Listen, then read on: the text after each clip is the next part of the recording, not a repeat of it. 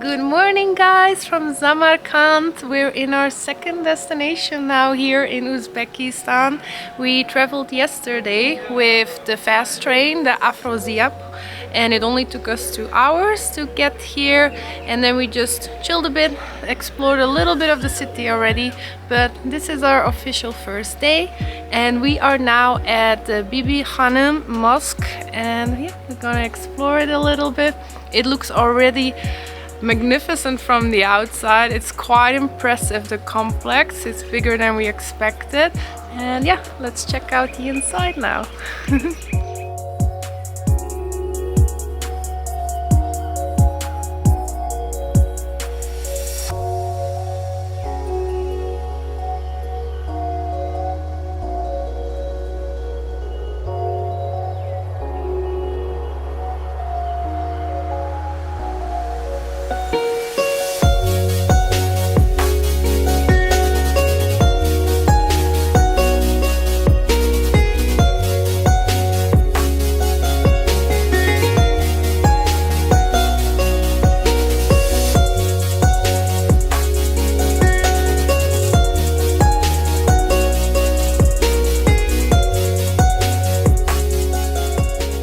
We're currently in the Bibi Khanum Mosque, which is one of the biggest one in the Islamic world. It was built in the 1400s and it's called the crown jewel of the Timurid era. The mosque was built by architects from India and Iran, and as well by 95 elephants that helped with the construction. Unfortunately, due to an earthquake in the 19th century, it got reduced fully to ruins. But during the 70s, at the end of the Soviet era, they started to rebuild it, and the first president of Uzbekistan, Karimov, made it to what it is today. So besides this official story of the construction of the mosque, there's also a famous legend, which goes that it was actually the wife of Amir Timur that had the mosque built as a gift for him when he would return from India. However, the architect that she hired to do the job fell in love with her. The construction was going really slowly, and when she pushed the architect to go faster, he requested a kiss from her on his cheek. After hesitation, she gave him a kiss, and the construction was completed. Amir Timur loved the mosque when he came back from India. However, when Amir Timur found out about the kiss, he had the architect ordered to be killed and buried under a mausoleum.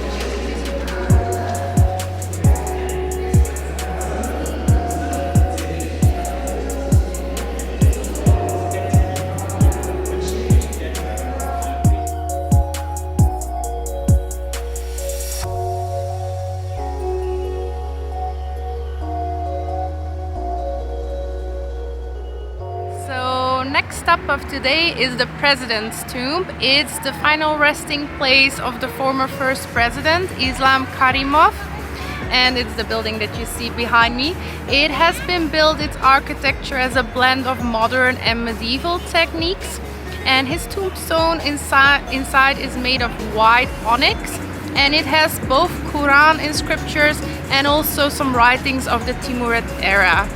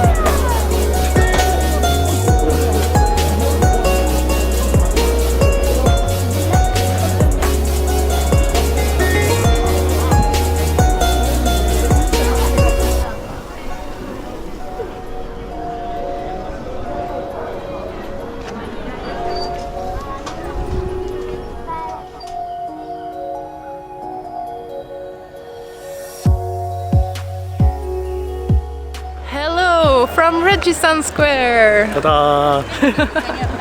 This is the one thing that we really wanted to see for the longest time and why we wanted to come to Uzbekistan in the first place. Visiting Registan Square is one of the most unforgettable experiences in Samarkand. This place truly feels like stepping into a 1001 night fairy tale. Framed by three stunning madrasas, the square is a masterpiece of turquoise domes, colorful mosaics, and towering minarets.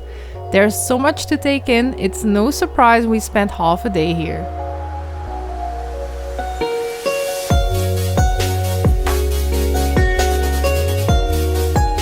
Right at the center of the square is Tilia Kori Madrasa, arguably the most breathtaking of them all. Step inside and you'll find a serene courtyard with trees and benches. This is also where you'll enter the Tilia Kori Mosque. The name Tilia Kori means covered in gold, and the mosque's dome chamber truly lives up to its name.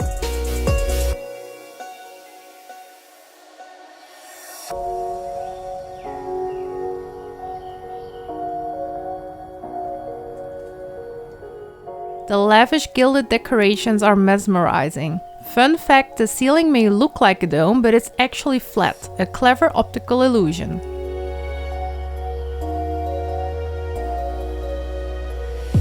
The madrasa on the left side is the Ulughbek madrasa, named after Amir Timur's grandson. Ulughbek was a brilliant astronomer and a strong advocate of education and science. Back in the 15th century, this madrasa was one of the top religious colleges in the Muslim world, educating many famous poets and philosophers. Inside, there used to be lecture rooms, a mosque, and student dormitories. Today, souvenir shops line the ground floor, but if you head upstairs, you'll find a small cafe with a warm and welcoming owner. Definitely worth a visit. Enjoying tea here while soaking in the view of the courtyard was one of our favorite moments.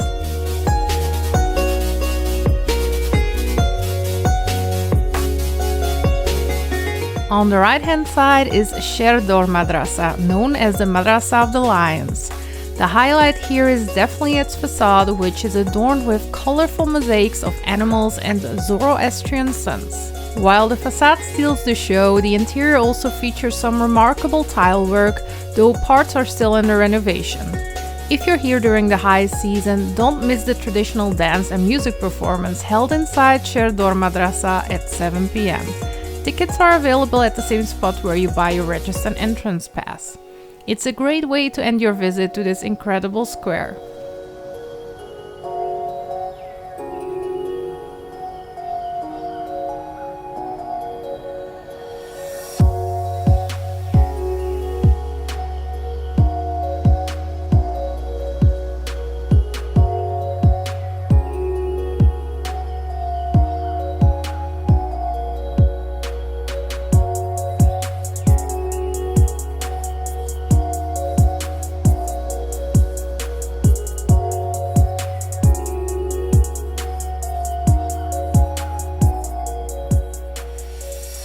Dinner right now in Samarkand. As you can see, we ordered some manti, and it's 5 of them for a very good price actually. And we also took 2 shurpa soups, as you can see here, 2 different ones. I think this one is with beef, that one should be mutton, or was it Lamb. Lamb. Yeah. So it's a bit of soup from here, and the manti, which we love already a lot. And it's so very good, so let's check them out. And we still have more to come, right? Yeah. This is the manti. Like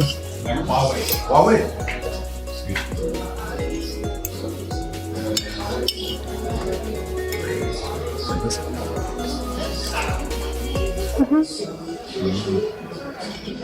How are these? Very good. And we also ordered some shashlik. There we have the lamb on top, and the other one is beef. Always with a side of onions. That's how Moritz likes it. How's the shashlik? Best shashlik we've so far. Definitely. Moritz is in heaven. So flavorful. That's what I expected to like.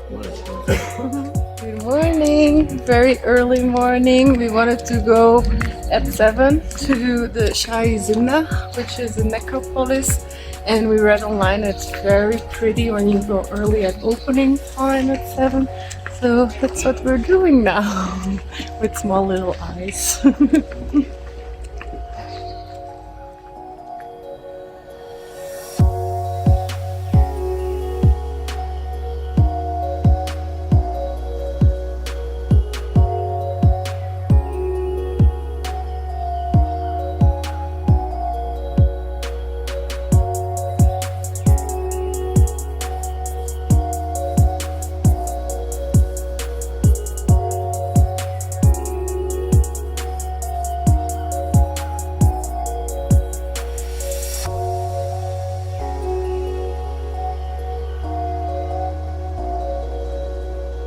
Good morning guys, we've been up already for a few hours because we wanted to visit Shah-i-Zinda in Samarkand very early to see the sunrise on this beautiful place. It is a sacred necropolis which houses many mausoleums and tombstones, and it has some of the richest tile work that you can find in the Muslim world. Over centuries, more and more mausoleums and tombs were added, and it's now the place that you can see here behind me.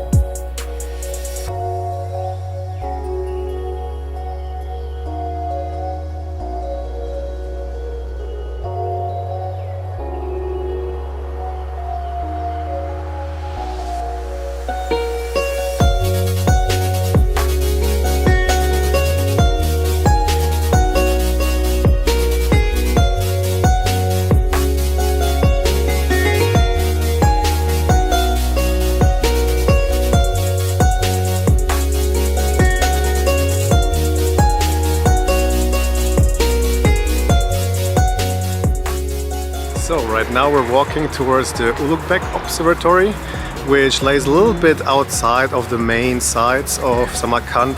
So it's not on the historic side or like in the old town, and you have to take either like a bus, or what we did was we were just too lazy, so we took a Yandex, which was 10,000 som, so super cheap, and we got here quite fast. And we already saw a few tour buses standing here, so I think it's gonna be a little bit full maybe right now, so we'll see what this place is all about and show you around.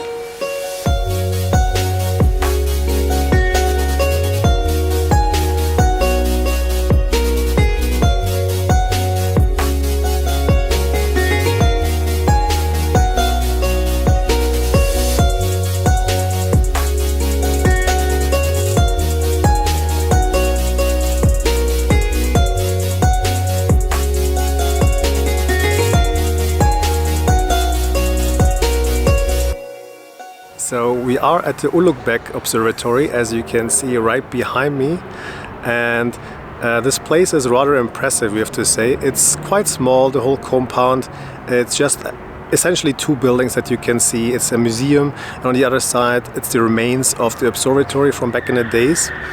So it was built in 1428 till 1429, and it's rather astonishing because it was one of the best observatories of its time. So this observatory really contributed immensely towards science at the time, as for example they created a star map with over 1,000 stars. Also their calculation of the Earth's year was exact to almost a minute compared to nowadays. So they were super exact, and they all did that without any astronomical instruments which they could use, which made this also more impressive.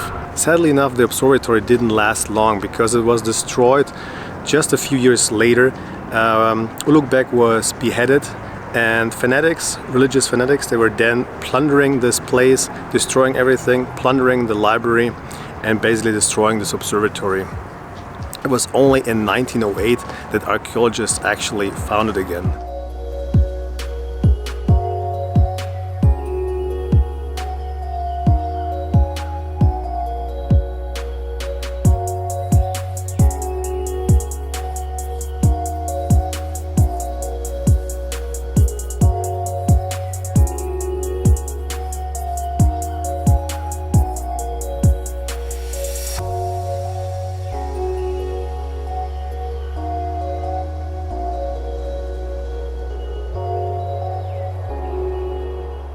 So overall, I have to say, I think this place is interesting if you are interested in these kind of things, in science and the historic, let's say, relics and historic facts that a place like this has to offer. It's rather small, so you can get through it really fast. And to me, honestly, it's interesting to see how in different parts of the world societies were differently evolving towards science. I mean, imagine 1428 they were able to really exactly pinpoint the Earth's rotation to almost exactly a minute. They were able to see stars and categorize their coordinates for over 1,000 of them. And this is to me impressive, especially because they didn't have the tools like Galileo did, or all those astronomical tools which were developed later on.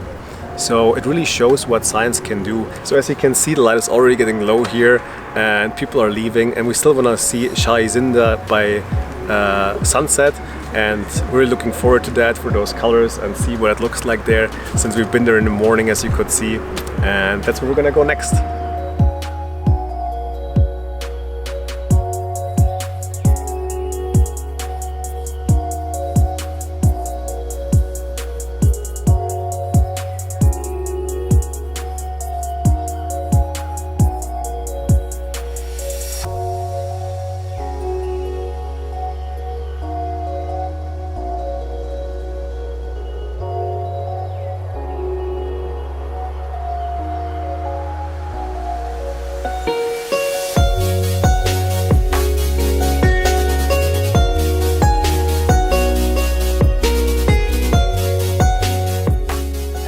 Amazing morning, guys. We're still in Samarkand and today we're exploring Gur-e-Amir Mausoleum behind me. It's the final resting place of Amir Timur.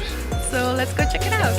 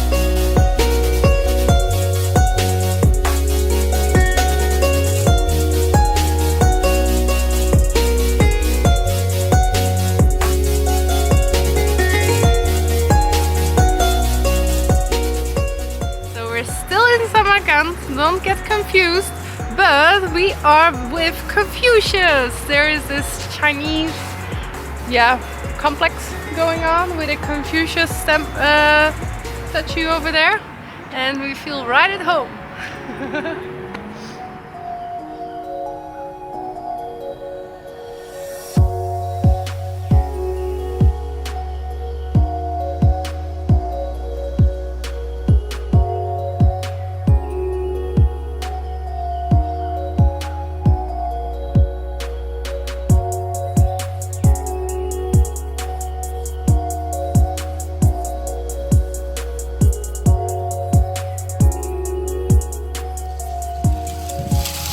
we got us some shawarma.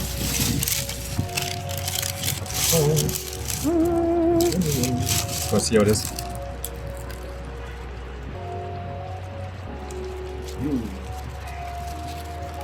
Muy delicioso. Yeah. Nice. We feel back at school in Shanghai, having snacks and sitting in a park. Okay. And how was the shawarma, the Oh, dinner? it's really, really good. We should have come here like sooner, but it's a little bit far away from where we're staying. It was called Hamd. But again, I still have to look it up. But it's always a good sign if a lot of locals go there and there's a long queue, so Yeah, that indeed. was the case. If I can honestly say, it was the best one I ever had. Like dinner, shawarma, whatever you want to Shawarma. call it, a shawarma. Not doing that. Yeah, Duna had really great ones. It's really good. Shawarma, yeah. this Very was amazing. It was with like a lot of tomato, almost like a tomato sauce, fresh veggies as well. There's Man, a lot so of good. nice meat in there. That's the most important part. No. So we're back at the same place as yesterday. We're having a beer. This thing is humongous. It's a liter. They didn't have anything smaller. But Moritz is very sad because they're already out of a lot of things. We actually wanted mante So we and have to come back once like earlier and ask about those specific things. Indeed. before we get in. also some kind of meats were already sold out. So he's a bit sad. I decided to have some lakman, which they call like beef noodle soup here. It's a small portion, just wanted to warm up a little bit first while we were waiting for our shashlik. In Kazakhstan we only had like the dry version, This is really more like a soup. It's like a lagman soup, but they call it your lagman, so I guess that's the original that they have here. But yeah, does look nice. Shashlik is here. We have some lamb, we had some grounded beef, and I think that's about it because we also wanted beef tenderloin, but it wasn't there anymore. So